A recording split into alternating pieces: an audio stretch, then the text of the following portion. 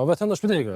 Zəhmət olmasa biletinizi təqdim edeyim. Əmir Yusufun konsertinə gəlmişəm, nə bilet? Yevlaxov Türk Kirvəngülə gedəcəm daha.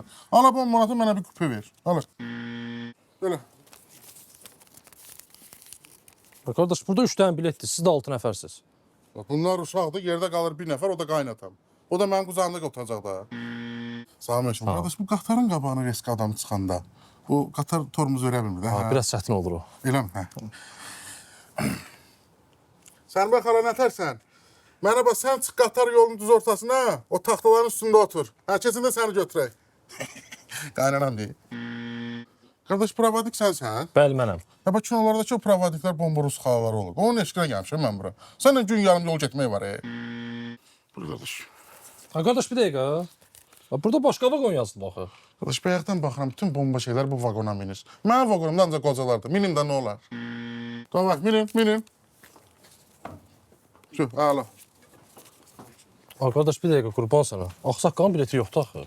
Qaynatıma bilet almamışam ki. Onu əl yük kimi keçirdəcəm. Buyur, qaqa.